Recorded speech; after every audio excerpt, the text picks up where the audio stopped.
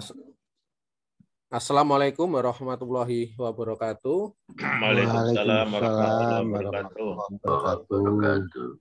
Alhamdulillahirabbil alamin. Yang kami hormati Bapak Ustadz Hamim Jarakasih Putro, yang kami hormati Bapak Ustadz Lukman Hakim, Ustadz LH, yang kami hormati jamaah kuliah subuh pada pagi hari ini. Tentu kesehatan dan kesempatan yang diberikan oleh Allah Subhanahu wa Ta'ala yang menjadikan kita bisa ketemu di majelis yang mulia ini. Perkenankanlah kiranya kami selaku host, moderator untuk menyampaikan susunan acara kuliah subuh dengan tema belajar dari para pendiri negeri. Acara yang pertama pembukaan, acara yang kedua sambutan dari Ustadz Hamim Jarakasih Putro, acara yang ketiga nanti penyampaian kajian dari Ustadz Lukman Hakim. Dan yang terakhir adalah diskusi. Marilah kita mulai kuliah subuh pada pagi hari ini dengan membaca basmalah. Bismillahirrahmanirrahim. Acara yang kedua, sambutan kepada Ustadz Hamim Jarakasih Putro, waktu dan tempat kami aturkan. Monggo Pak Hamim. Assalamualaikum warahmatullahi wabarakatuh. Waalaikumsalam warahmatullahi wabarakatuh. Alhamdulillahirabbil alamin. Assalatu wassalamu ala anbiya'i wal mursalin. Asyhadu an la ilaha illallah wahdahu la syarikalah. Amma ba'd. Mas Lukman Hakim, Mas Iwan, Pak Huntoro, Prof. Bambang Subali dan yang lain sekali, yang Bapak Ibu sekalian yang bisa hadir pada pagi ini. Alhamdulillah kegiatan rutin kita sudah bisa berjalan dengan baik meskipun mungkin ya ini kan pengkondisioning ya, pengkondisian pengajian jam 5.30 ini kan mendahului sesuatu yang memang harus ada perjuangan, makanya mungkin yang hadir belum begitu banyak, tapi nanti insya Allah akan diikuti dengan yang banyak. Dan yang penting bahwa pembicaraan tentang para pendiri Republik ini akan semakin urgen untuk kita bicarakan, apalagi dalam kondisi yang memanas nasional seperti sekarang ini. Saya kira kita tetap konsisten istiqomah di jalan yang menurut kita adalah itu perjuangan bagi seluruh komponen bangsa yang harus kita jaga sepenuhnya. Dan yang ke depan saya kira nanti akan semakin mencerdaskan generasi muda kita. Kebetulan saya ngajar civic education juga. Memang mahasiswa itu generasi milenial perlu disentuh juga dengan kajian-kajian yang seperti ini, sehingga ke depan mungkin kita akan perlu mengajak khusus dari para milenial ini supaya ikut kajian yang ini. Soalnya kalau saya kira ini akan memberikan bekal yang banyak pada mereka untuk bagaimana menjadi warga negara yang demokratis. Saya kira itu Mas Iwan. Terima kasih. Assalamualaikum warahmatullahi wabarakatuh. Waalaikumsalam warahmatullahi wabarakatuh. Terima kasih Ustadz Hamim untuk sambutannya. Agenda selanjutnya penyampaian kajian kuliah subuh. Temanya Kiai Haji Ahmad Sanusi, anggota BPUPKI. Pada pertemuan yang 1 dan 2 kemarin, kita sudah bicara berkaitan dengan BPUPKI, selanjutnya PPKI. Nah, pada pagi ini kita bicara berkaitan dengan tokoh-tokohnya. Salah satunya adalah Kiai Haji Ahmad Sanusi dari Jawa Barat, Ketua PUII. Nah, saya rasa saya juga belum terlalu paham ketokohan beliau, sehingga kehadiran Ustadz LH ini menjadi sumber ilmu bagi kita semua. Kepada jamaah semuanya yang ingin bertanya, bisa langsung di chat, nanti bisa ngetik, ataupun juga langsung nanti bertanya kepada Ustadz LH. Monggo nanti disiapkan pertanyaannya sebanyak mungkin, karena waktunya juga panjang kajian. Selanjutnya kepada Ustadz LH, waktu dan tempat kami persilahkan. Monggo Ustadz. Bismillahirrahmanirrahim. Assalamualaikum warahmatullahi wabarakatuh. Waalaikumsalam.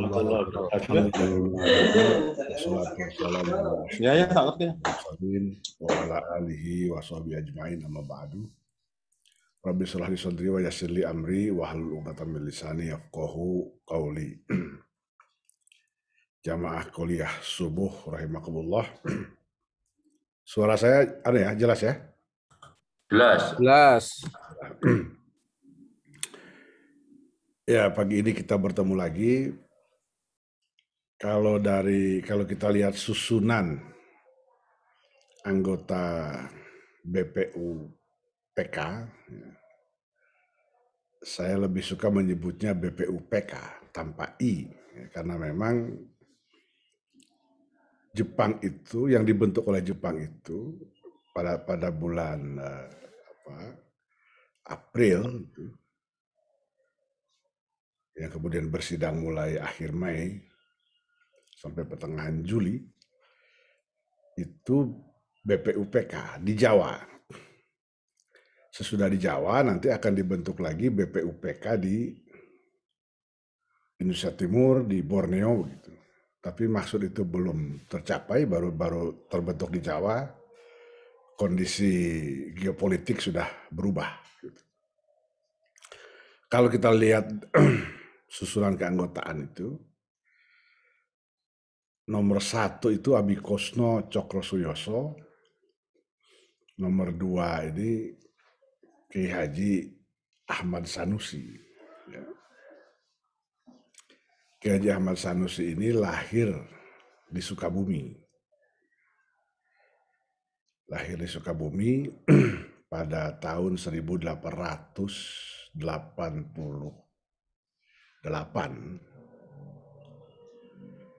dan beliau wafat pada tahun 1950. Jadi usianya 60, dalam usia 62 tahun. Beliau ini seorang ulama yang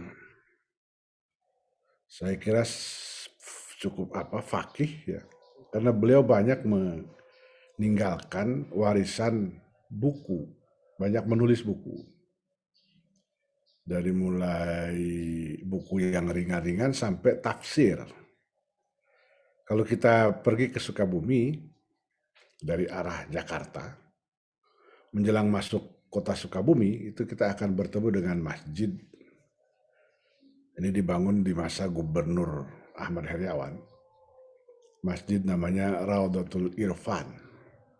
Itu adalah judul tafsir yang ditulis oleh Ajengan Sanusi. Beliau juga meninggalkan, mewariskan pesantren yang sampai hari ini masih tetap berdiri, eksis. Pesantren, nama resminya Pesantren Samsul Ulum. Tapi karena lokasinya di Kampung Gunung Puyuh, maka dari dulu ini dikenal sebagai Pesantren Gunung Puyuh. Nah, ini termasuk pesantren tua. Di antara santri pesantren Gunung Puyuh itu adalah Kiai Haji Khair Afandi. Kiai Haji Khair Afandi ini pendiri pesantren besar di Tasikmalaya, Manonjaya, di Manonjaya itu. Pesantren Miftahul Huda. Nah, wakil gubernur Jawa Barat itu, yang sekarang, wakil gubernur UU, nah itu cucu dari Kiai Haji Khair Afandi. Termasuk alumni pesantren Gunung Puyuh itu almarhum Kiai Haji Dr. EZ Muttaqin, bekas ketua GPI dan pernah menjadi rektor Universitas Islam Bandung. Nah, di masa penjajahan Belanda, sejak tahun 27 sampai Belanda menyerah kepada Jepang, Ajengan Sanusi itu hidup dari penjara ke penjara.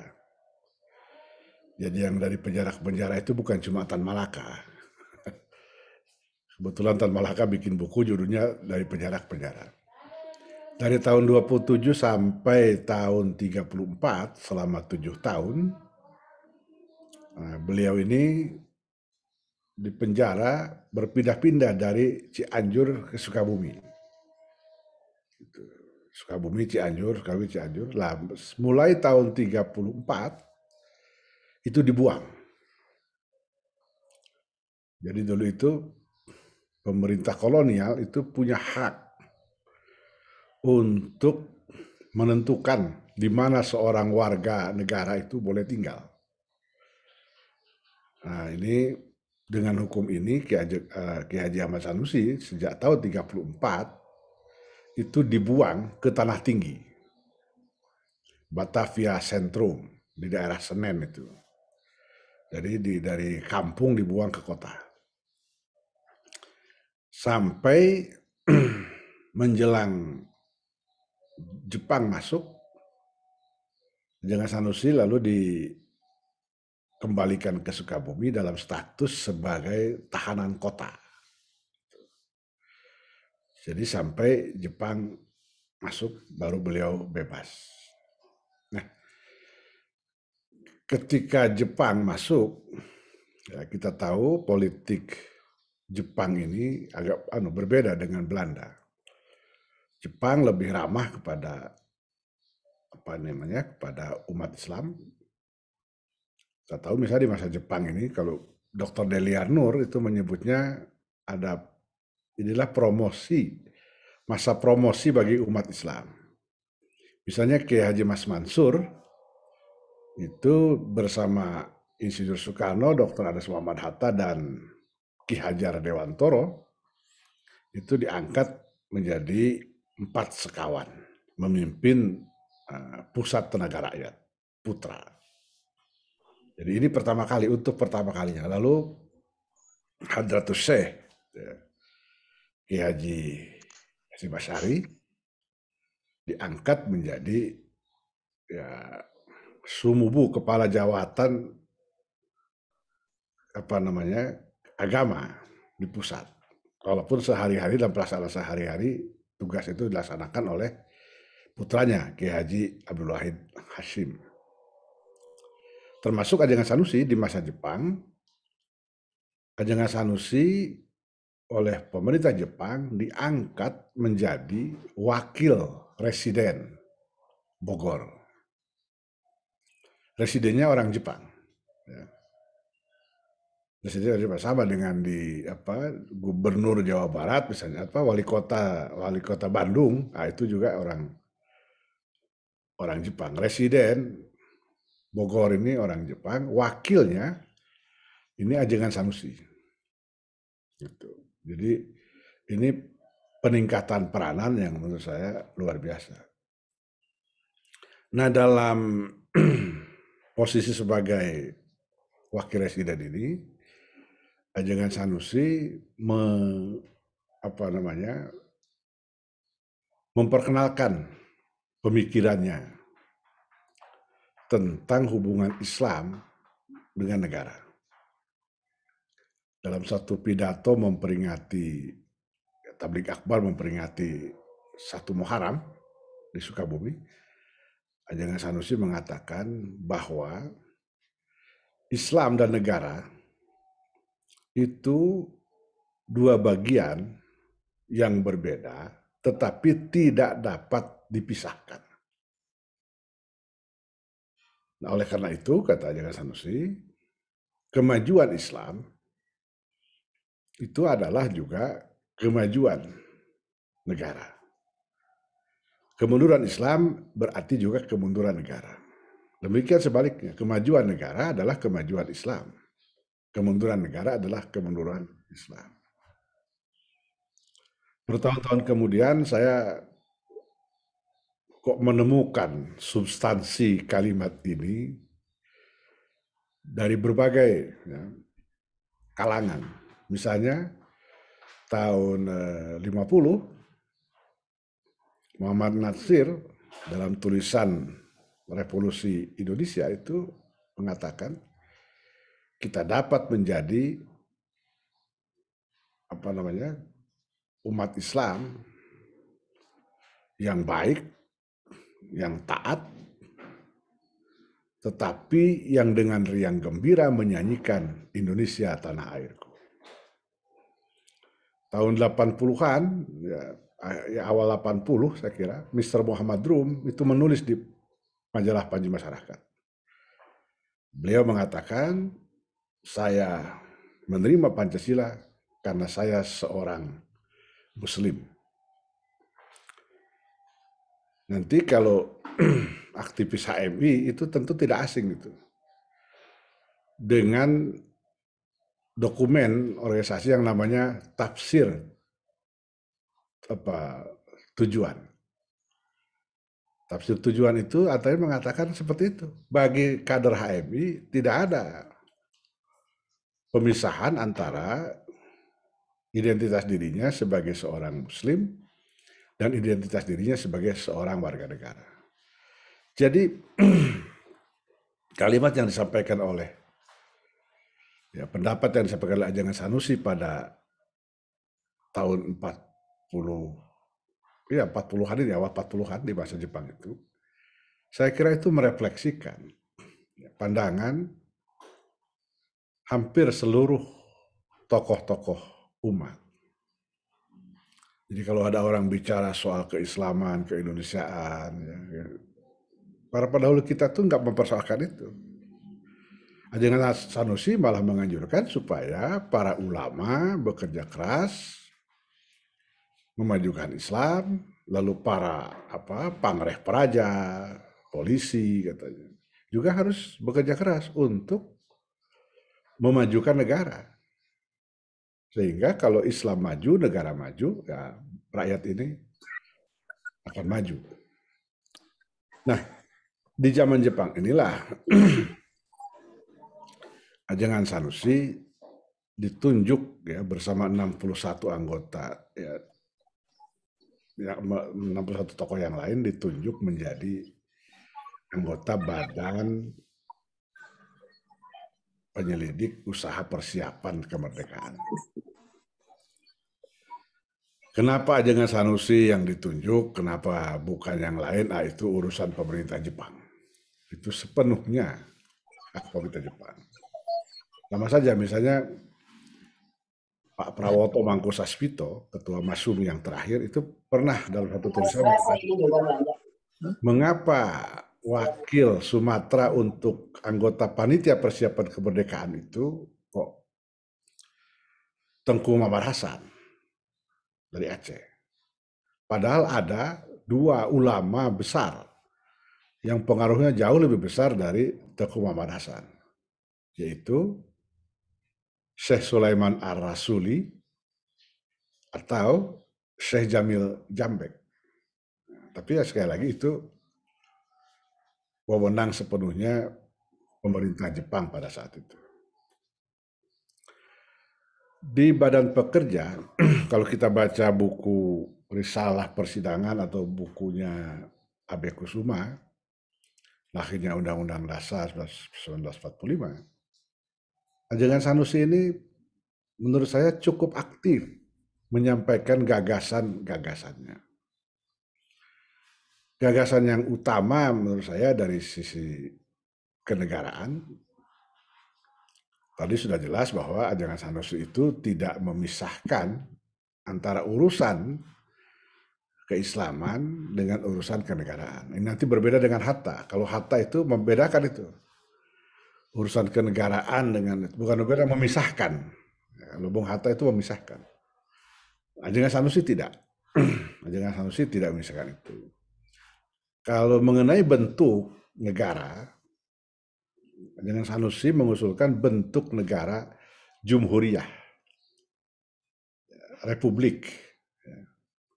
Lalu pemimpin Jumhuriyah itu, Ajangan Sanusi mengusulkan namanya imam. Kita kan nggak punya, dalam bahasa Indonesia itu nggak ada itu. Kita nggak punya istilah untuk pemimpin negara.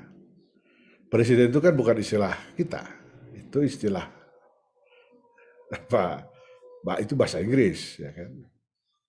Jadi Ajangan Sanusi mengusulkan namanya imam, bentuknya Jumhuriyah. Sama saja, misalnya ketika merencanakan provinsi, panitia persiapan kemerdekaan itu menetapkan ada provinsi ada sekian, lalu PPKI mengusulkan ketika mendiskusikan apa nama orang yang memimpin provinsi itu, disebut apa. itu ada usul pemimpin provinsi itu dinamai Mangkubumi. Jadi Mangkubumi Jawa Barat, Mangkubumi Jawa Tengah gitu kan. Bukan gubernur. Belakangan sudah didiskusikan, akhirnya yang diambil gubernur. Jadi ini gagasan pokok dari ajaran Sanusi. Nah, ada peristiwa yang menurut saya ini penting untuk dicatat. Kita tahu pada tanggal 22 Juni 1945, Panitia 9, Panitia Perancang Undang-Undang Dasar, itu mengesahkan rumusan pertama dari teks proklamasi yang kemudian dikenal dengan nama Piagam Jakarta. Ya, itu isinya adalah pembukaan Undang-Undang Dasar yang kita kenal sekarang dengan perbedaan pada sila ketuhanan. Ketuhanan dengan kewajiban melaksanakan syariat Islam bagi pemeluk-pemeluknya. Saya ingin menegaskan lagi, pembentukan Panitia 9 ini sepenuhnya merupakan inisiatif pribadi Insinyur Soekarno. Ini tidak dibentuk oleh BPUPK. Yang dibentuk oleh BPUPK itu adalah Panitia 8. Panitia 8 orang dengan tugas menginventarisir gagasan-gagasan, usul-usul para anggota yang masuk. Di Panitia 8 itu, dari kalangan Islam, itu hanya Kiai Wahid Hasyim dan Ki Bagus Hadikusumo.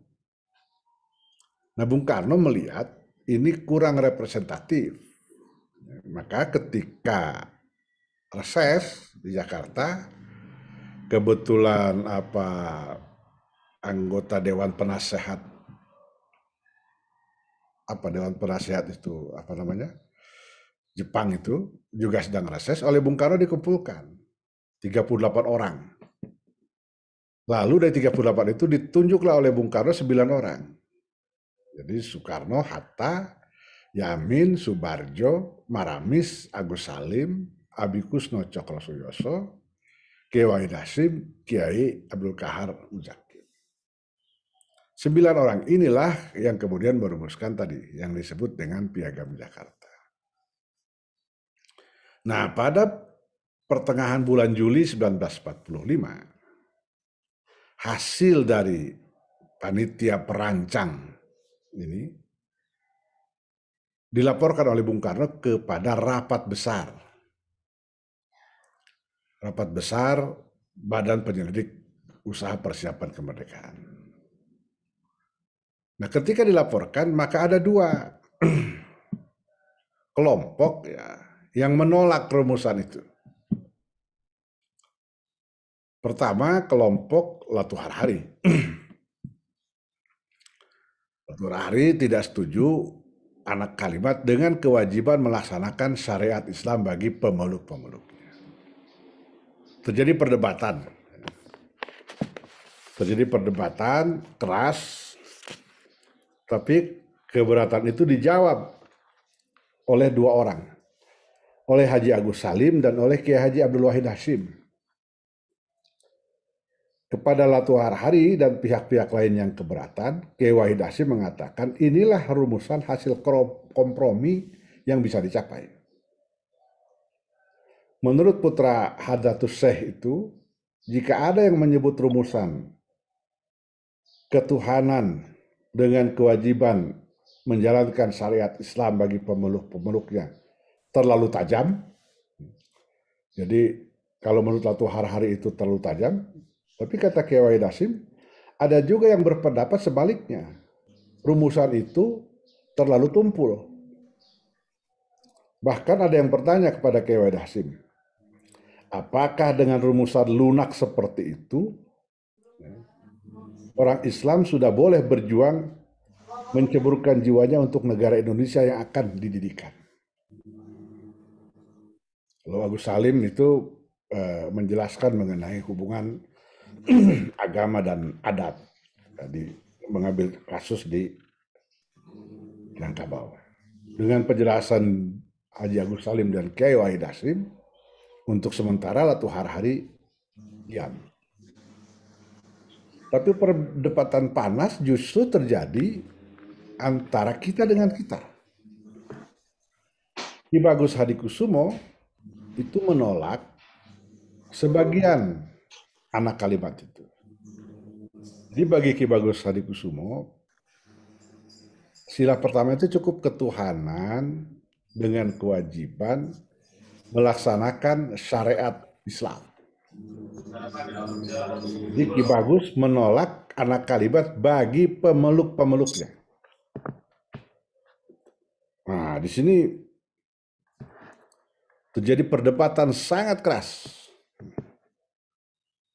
Nah, entah bagaimana Kiai Haji Abdul Qahar Muzakir yang anggota Panitia 9 itu juga mendukung gagasan Ki Bagus. Lalu dalam perdebatan itu, Ki Haji Maskur ya, itu mencoba menengahi. Ya sudah, kata Ki Maskur, kalau memang sila ketuhanan itu dengan menjalankan kewajiban, menjalankan syariat Islam itu terlalu berat, ya udah nggak usah pakai yang berat-berat, kata Ki Maskur.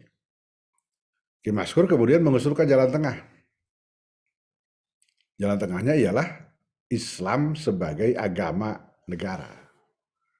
Jadi kan cukup itu saja, cukup Islam sebagai agama. Jadi nggak ada kewajiban-kewajiban gitulah. Tapi usul ini pun juga ditolak. Usul ini ditolak juga.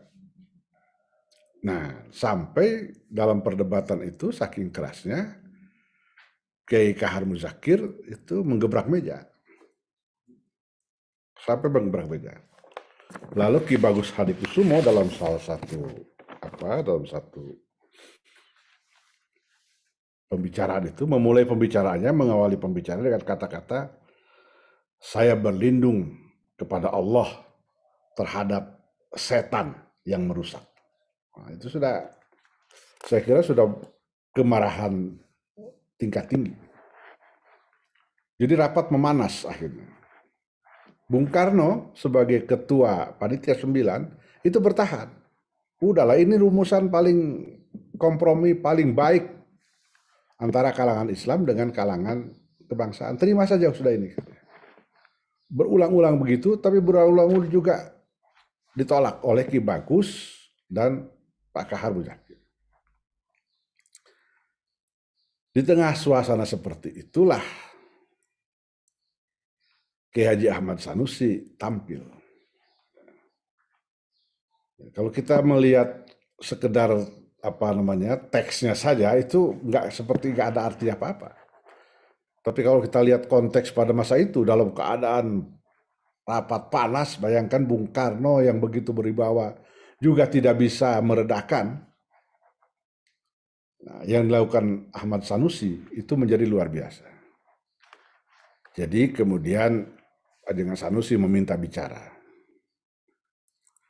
Di tengah suasana rapat BPUPKI yang makin panas, yang menunjukkan tanda-tanda bakal berujung kepada jalan buntu, dengan Sanusi tampil dengan bijak.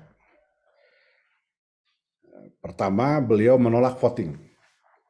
Dr. Rajiman itu sudah menawarkan, sudah di voting aja lah ini katanya. Hasil Panitia 9 ini kita voting saja, kata Dr. Rajiman. Tapi ditolak oleh Ajengan Sanusi. Ajengan Sanusi kemudian meminta dengan sungguh-sungguh, ini kalimat beliau, supaya permusyawaratan berjalan tenang dengan memancarkan pikiran ke sebelah kanan dan ke kiri, keluar dan kembali. Ajengan Sanusi juga mengingatkan supaya rapat BPUPK jangan mengambil keputusan dengan tergopoh-gopoh. Ajengan Sanusi menganjurkan rapat Dr. Sujiun Bicosoka ini supaya berlindung kepada Tuhan masing-masing. Supaya memohon pertolongan kepada Tuhan masing-masing agar diberi jalan keluar Lalu Ajengan Sanusi mengusulkan kepada ketua rapat supaya rapat didinginkan dulu. Usul Ajengan Sanusi segera ditangkap oleh Dr. Rajiman. Dengan bersemangat, Dr. Rajiman kemudian menunda sidang. Diskorsing malam itu. Sesudah rapat ditunda sesuai dengan saran Ajengan Sanusi, malam itu juga Insinyur Soekarno sebagai ketua Panitia 9 bekerja keras, bergerilya. Dia temui semua tokoh yang menolak. Jadi baik kelompok Latu Harhari maupun kelompok Ki Bagus. Besoknya ketika rapat dimulai lagi, Bung Karno melapor. Dan ketika melapor itu, Bung Karno mengatakan, saya bekerja, jadi saya sampai saya bekerja keras sampai hampir datang waktu subuh. Artinya malam itu Bung Karno begadang, meyakinkan semua pihak untuk menerima rumusan Panitia 9 itu. Maka pada keesokan harinya, hasil rapat Panitia 9 itu diterima oleh rapat besar BPUPK dalam kalimat Dr. Rajiman, dengan suara bulat diterima Undang-Undang Dasar ini. Jadi itulah menurut saya jasa terbesar dari Ajengan Sanusi.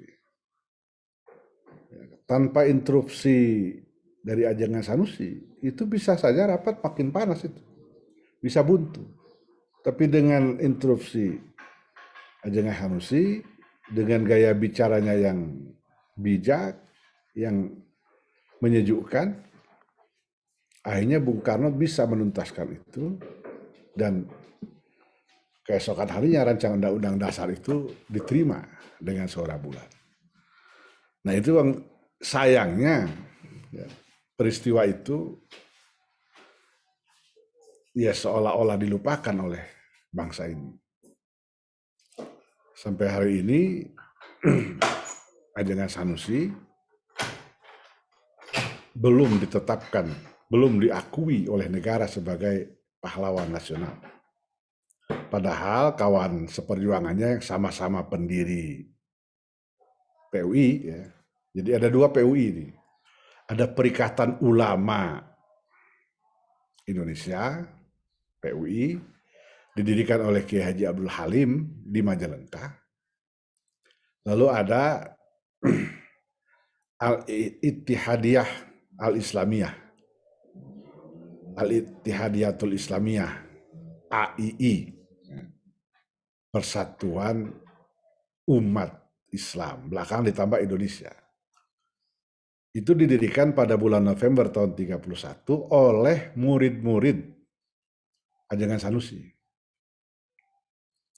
Tahun 1931 Ajengan Sanusi masih menjadi tawanan Belanda, tapi murid-muridnya di Cicurug, berkumpul. Mereka kemudian bersepakat membentuk organisasi yang diberi nama Al-Ittihadiyatul Islamiyah. Nah, sesudah terbentuk, kemudian mereka datang menemui Ajengan Sanusi di tempat tahanan dan meminta kesediaan Ajengan Sanusi untuk memimpin organisasi ini. Ajengan Sanusi kemudian bersedia. Nah, tetapi pada tahun 52 organisasi ini difusikan. Jadi gagasan sudah lama difusikan dengan PUI yang di Majalengka itu. Sehingga akhirnya terbentuklah organisasi yang bernama Persatuan Umat Islam. Hasil fusi dari Perikatan Umat Islam, Perikatan Ulama Indonesia Majalengka dengan Persatuan Umat Islam Indonesia di Sukabumi. Tapi ketika fusi itu terjadi pada tahun 52, Ajengan Sanusi sudah wafat. yang menandatangani fusi itu adalah Kiai Haji Abdul Halim dengan Mr. Samsudin. Mr. Samsudin ini pernah menjadi wakil Perdana Menteri dari Masyumi dan namanya diabadikan menjadi nama rumah sakit di kota Sukabumi, Rumah Sakit Umum Daerah Samsudin SH. Saya kira itu Mas Iwan yang bisa saya sampaikan. Masih ada waktu 1 jam buat kita ngobrol dalam ini. Terima kasih. Assalamualaikum warahmatullahi wabarakatuh. Waalaikumsalam warahmatullahi wabarakatuh. Terima kasih Ustadz LH untuk pengantar kuliah subuh pada pagi hari ini. Kepada jamaah semuanya, bagi yang ingin diskusi, bisa bertanya langsung kepada Ustadz LH ataupun juga bisa chat. Monggo, dipersilahkan.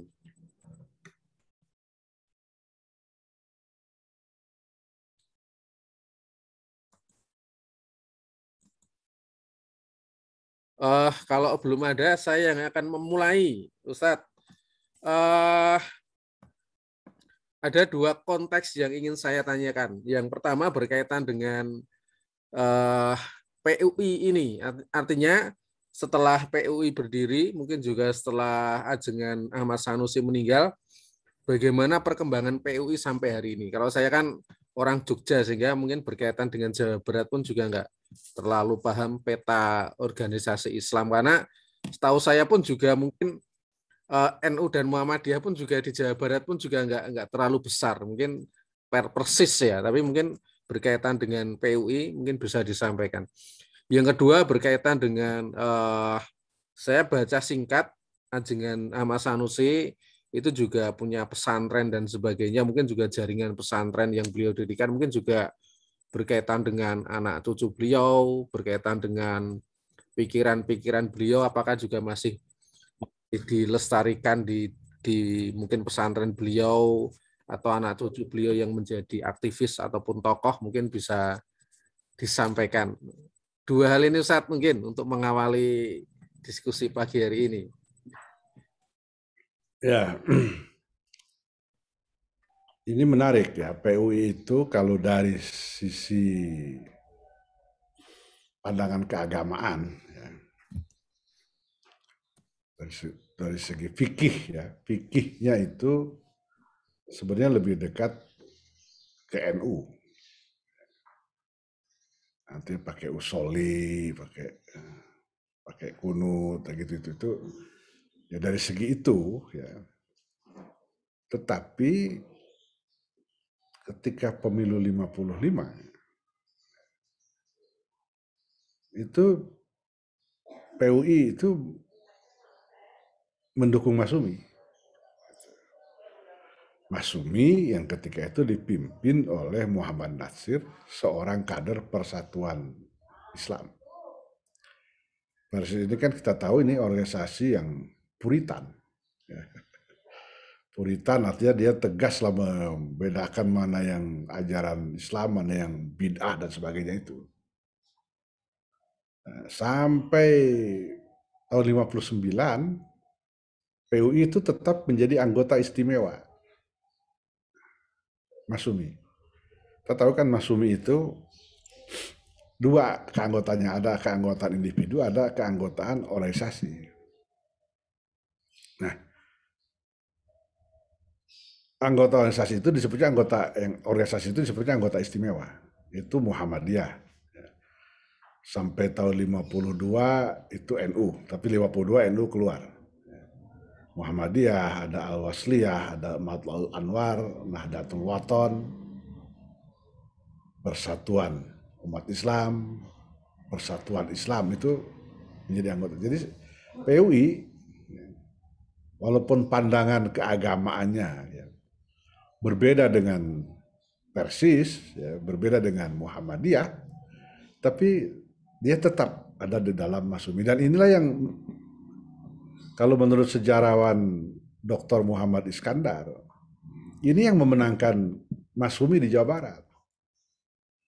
Karena Muhammadiyah itu tidak terlalu populer di Jawa Barat di masa itu. NU juga tidak terlalu populer. Mainstream. di Jawa Barat itu ya PUI ini, karena dia ada di ujung barat dan di ujung timur ini, dua PUI ini. Bagaimana sekarang? Sekarang ya masih eksis dengan lembaga pendidikan.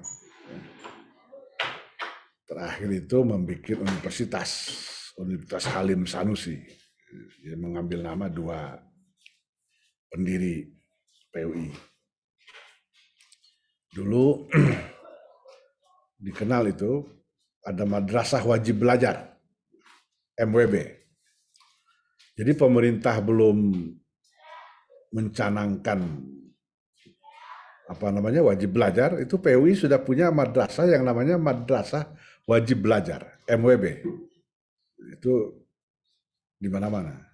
Cuma memang ya ini di sana sini ada beberapa asetnya yang kemudian beralih menjadi milik yayasan, milik apa. Itu dulu pernah terjadi kan, yang saya kira Muhammadiyah dulu menolak keras itu. Ada aturan supaya aset Muhammadiyah itu aset organisasi itu diyayasankan. Nah, Muhammadiyah waktu itu kan menolak keras itu, sehingga PUI itu mungkin nggak tahu apakah nggak bisa menolak, tapi ada beberapa yang kemudian diyayasankan. Nah, lama-lama dia hilang sebagai aset PUI. Nah, saya dengar sekarang sedang ditata lagi. Gitu. Jadi seperti itu. Sampai sekarang masih eksis. Ya, pesantrennya juga masih. Terakhir itu cucu Ajangan Sanusi itu menjadi rektor UIN Bandung, Profesor Dr. Dedi Ismatullah. Tapi beliau sudah wafat itu.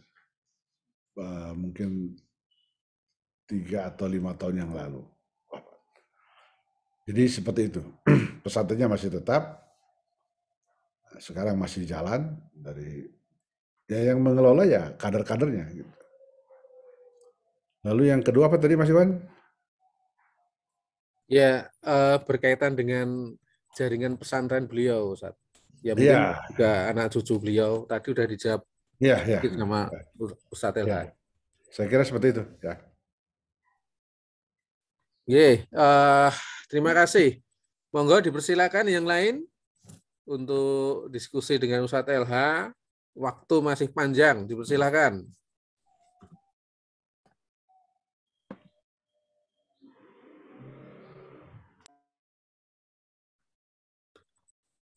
Ada pertanyaan Ustadz dari Pak Hermasto.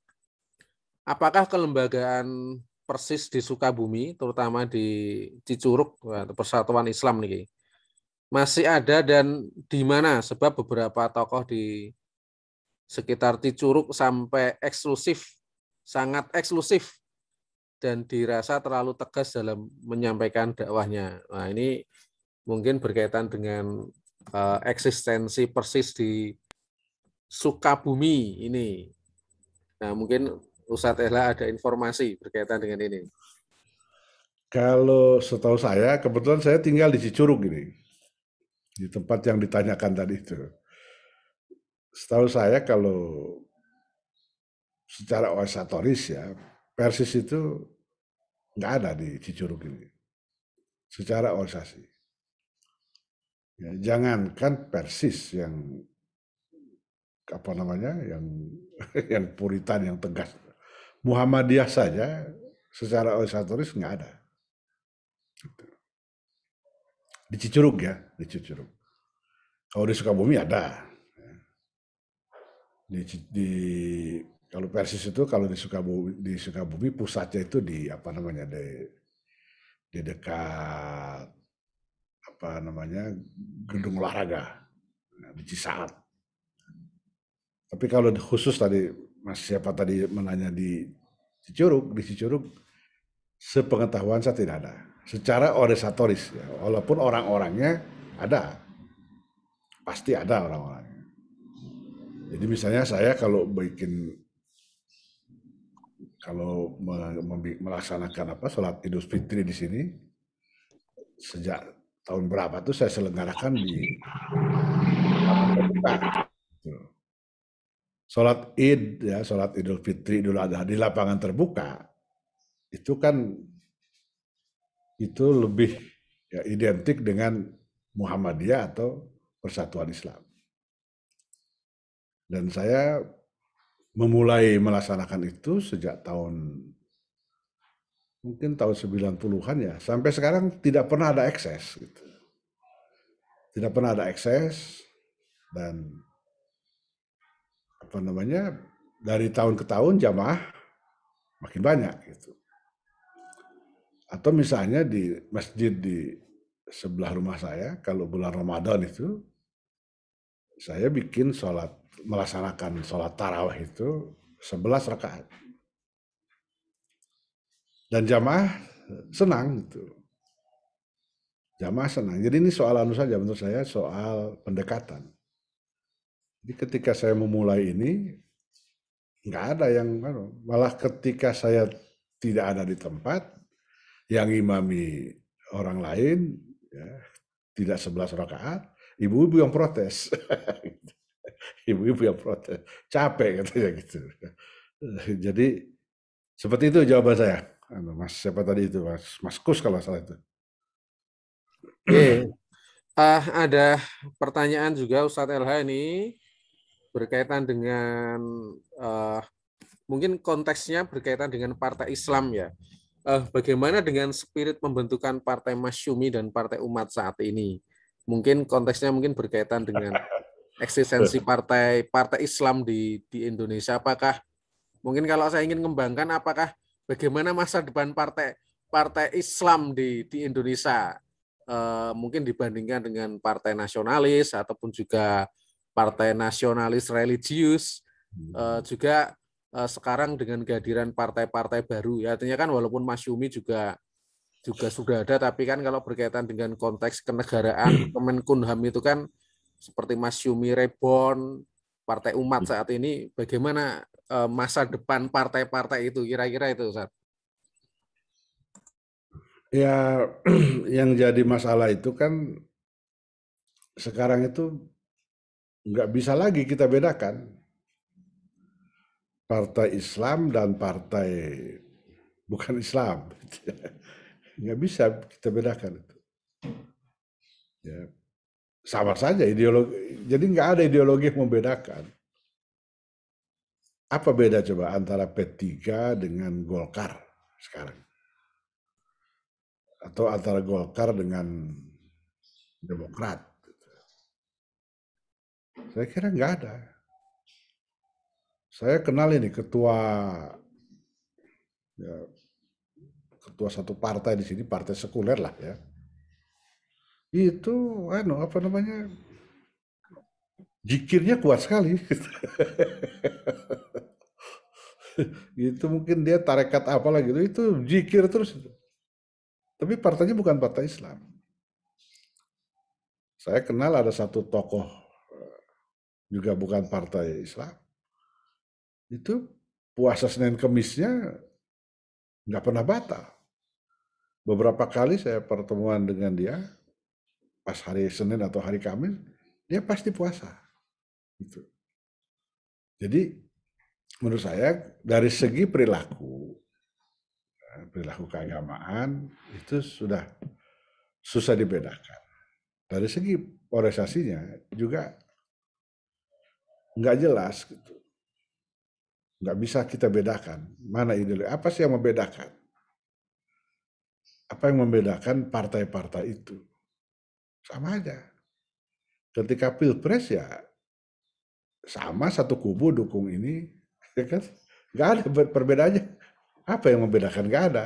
Nah karena itu menurut saya nggak tahu bagaimana masa depannya. Kalau sama saja, ya orang akan mengatakan ngapain pilih yang baru, yang lama saja. Begitu. Kecuali ada sesuatu yang sangat-sangat membedakan itu. Saya kira itu katanya. Saya nggak ingin masuk terlalu dalam, takut nanti diprotes. Terima kasih Ustadz LH. Monggo yang lain dipersilahkan, masih ada waktu.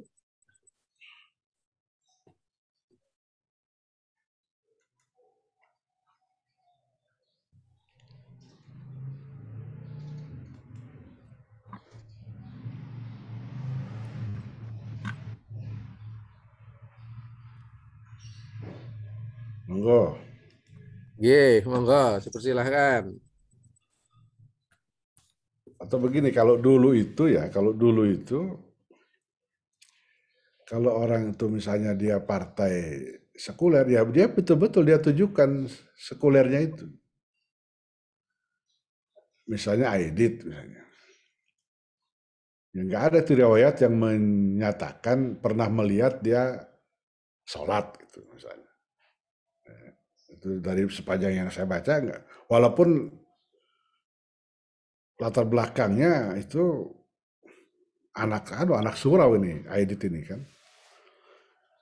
Tapi tidak ada riwayat yang menceritakan pernah melihat misalnya atau foto apa gitu Aidit sholat gitu kan. Nah sekarang itu sudah gak jelas. Yang partai Islam pengen agak sekuler gitu loh. Yang partai sekulernya ingin tokoh-tokohnya itu kelihatan Islam. Satu ketika gini, waktu tahun 80 ya tahun 89 ya atau 90 ketika akan diambil keputusan pengesahan undang-undang peradilan agama dan undang-undang sistem pendidikan nasional. Saya ingat betul Partai Demokrasi Indonesia itu menolak.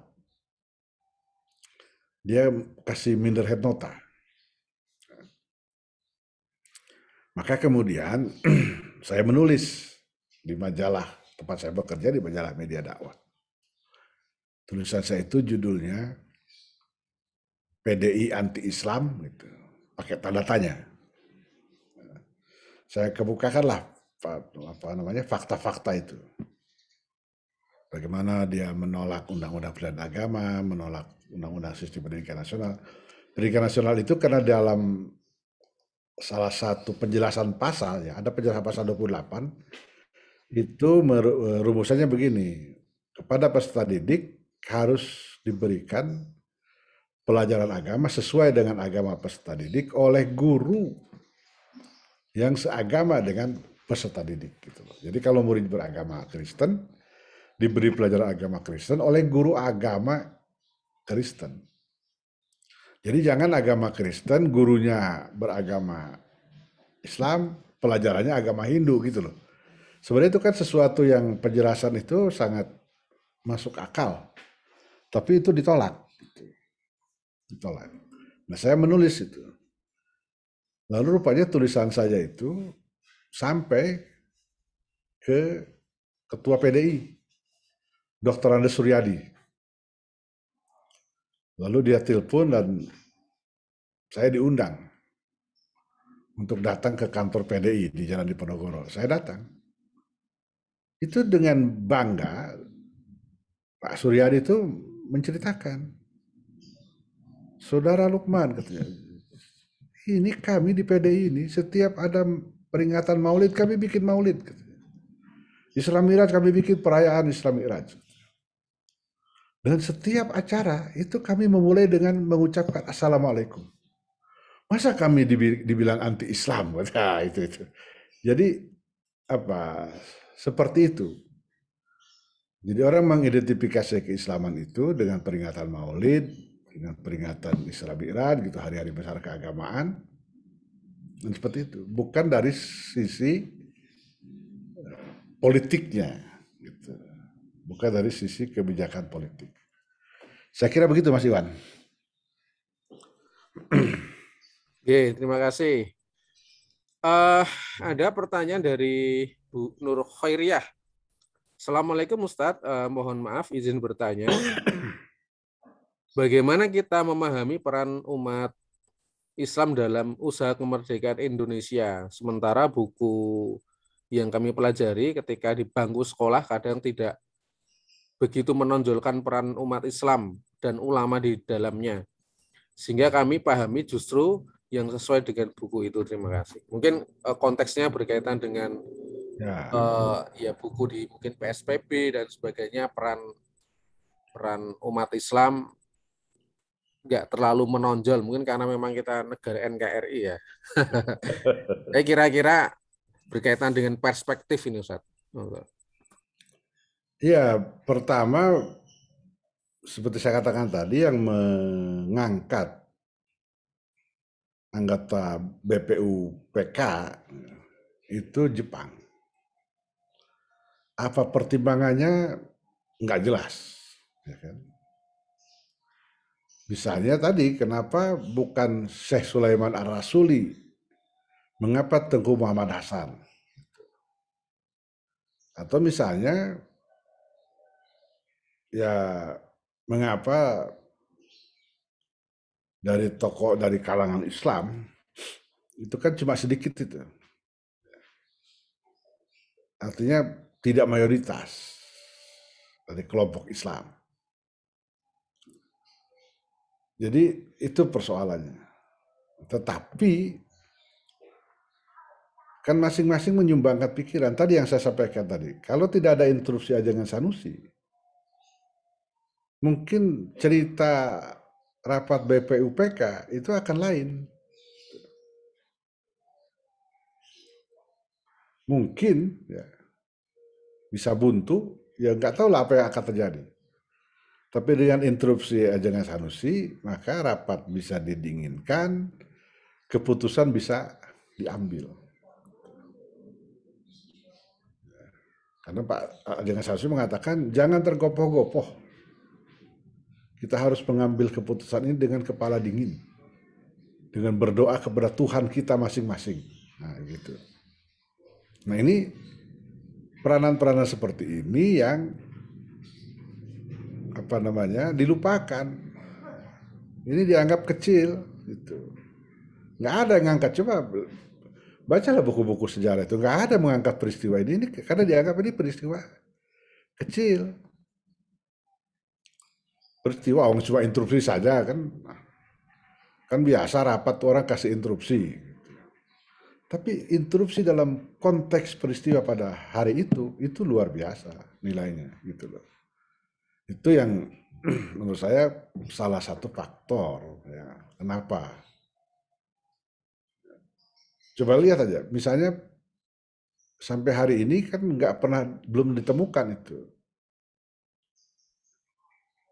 naskah pidato para anggota itu. Misalnya tanggal 1 Juni. Padahal pada 1 Juni itu banyak yang berpidato. Tapi notulensi rapat pada hari itu hanya menampilkan pidato Bung Karno.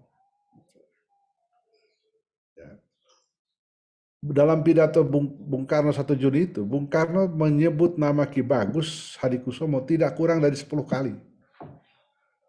Ki Bagus berpidato tanggal 31 Mei. Islam sebagai dasar negara. Artinya, ya, begitu tinggi penghormatan Bung Karno kepada Ki Bagus. Sampai tidak kurang dari 10 kali dalam pidatonya itu Bung Karno menyebut nama Ki Bagus. Tapi lihat, itu baru pada penerbitan sesudah tahun 95.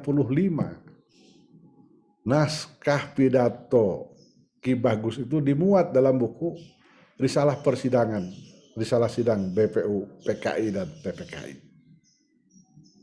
Terbitan 92 tidak ada, terbitan 95 tidak ada, baru sudah itu. Padahal saya sudah dapat naskah pidato Ki Bagus itu dari Pak Djarnawi Hadikusumo tahun 79. Masa Sekretariat Negara yang bikin risalah itu nggak dapat naskah ini? Jadi seperti itu. Kan gampang sekali kalau mau cari naskah gitu. Carilah, anaknya kan ada Pak Djarnawi itu kan tokoh, kan bisa dikontak, ada nggak gitu. Baru belakangan Pak Abe Kusuma juga mencantumkan pidato itu. Jadi seperti itu. Itu ya saya sih berbaik sangka, mungkin itu nggak sengaja, karena lalai, sehingga itu tidak tercatat. Tapi pidato tokoh sekelas Ki Bagus itu bisa hilang. Pidato Pak Sukiman misalnya. Pak Sukiman itu pidato pada bulan Mei itu. Juga nggak ada. Pak Sukiman itu kan menawarkan apa namanya kerajaan konstitusional, monarki konstitusional. Tapi nggak ada naskahnya. Jadi kita nggak tahu apa jalan yang dipikir oleh Pak Sukiman. Jadi menurut saya itu anunya, faktornya. Faktornya seperti itu. Mungkin tidak ada kesengajaan, tetapi yang pasti ada kelalaian. Sehingga arsip-arsip itu tidak terkumpulkan dengan baik. Lalu kesimpulannya umat nggak berperan. Nah itu kan repot itu. Begitu Mas Iwan. Terima kasih Ustadz LH. Saya rasa informasi berkaitan dengan hal seperti ini penting juga. Saya itu punya risalah BPUPKI dan PPKI tahun 1998. Saya rasa revisi yang pertama ini mungkin berkaitan dengan risalah ini. Ya, prinsipnya juga saya sedang baca-baca ini, sehingga dari Ustadz LH ini saya juga mendapatkan konteks dari apa yang disampaikan para pendiri bangsa ini berkaitan dengan ya tentang Pancasila, tentang pembukaan ataupun juga berkaitan dengan perdebatan dasar negara Kesatuan Republik Indonesia ini. Monggo ada yang lain yang ingin bertanya? Kalau dicetakan itu sudah ada belum pidato Ki Bagus? 98 itu. Itu tanggal 31 Mei. Nah, ini baru saya cari, Ustaz. 95 nggak ada. 92, 95 nggak ada. Yang saya ketemukan baru yang 1 Juni. Nah, itu sebelum itu. Iya. 31 Mei. Yang 1 Juni yang pidatonya Pak Karno baru saya temukan itu. Monggo yang lain kalau sekiranya tidak ada, mungkin juga bisa kita cukupkan. Kita akan ketemu minggu depan. Jamaah kuliah subuh ada lagi yang ingin bertanya? Sepertinya ini nggak ada ini Ustadz. Kalau tidak ada, mungkin Ustadz ingin menambah atau dicukupkan? Ya mungkin apa ya, mungkin karena tokohnya ini dianggap apa mungkin karena ini tokoh lokal. Pak Ajengan Sanusi ini tokoh lokal, jadi kurang dikenal gitu. Ya itulah anunya. Bahkan saya tanya kenapa? Bayangkan 2 kali diusulkan, itu 2 kali ditolak. Padahal peranannya menurut saya sangat besar. Gitu. Ini kan founding fathers. Mungkin karena dianggap ini tokoh lokal. Padahal Ajengan Abdul Halim, teman sesama bikin PUI tahun 2008 sudah dikukuhkan sebagai pahlawan nasional. Jadi tugas kita bersama lah, kita gali lagi perjuangan tokoh-tokoh ini. Gitu. Nanti misalnya kita akan ketemu juga misalnya dengan tokoh Nyonya Sunaryo Mangunpuspito. Itu susah kita mencari mencari bahan tentang beliau. Gitu. Padahal beliau misalnya sejak tahun 30-an itu sudah aktif di organisasi perempuan, sudah menjadi anggota Dewan Kota Semarang. Nah, jadi menurut saya karena mungkin tokohnya kurang pelamboyan, sehingga kurang dikenal. Terima kasih atas perhatian semuanya. Mas Iwan, Ustadz Hamim, dan mohon maaf atas segala kekurangan. Terima kasih. Terima kasih Ustadz LH untuk waktunya. Sekiranya karena tidak ada pertanyaan untuk kajian pada pagi hari ini, kita cukupkan sekian. Oh ya, saya baru buka ini Ustadz LH. Ada ini pidatonya Ki Bagus Hadikusumo. 31 Mei 1945. Iya, itu baru tahun 98 kan? Iya, 98 nih saya yang cetakan 98. Iya. Terima kasih, kita akhiri kajian pada pagi hari ini dengan baca hamdalah. Alhamdulillahirrahmanirrahim. Kita cukupkan sekian. Wassalamualaikum warahmatullahi wabarakatuh. Waalaikumsalam. Kami kembalikan ke Pak Syam.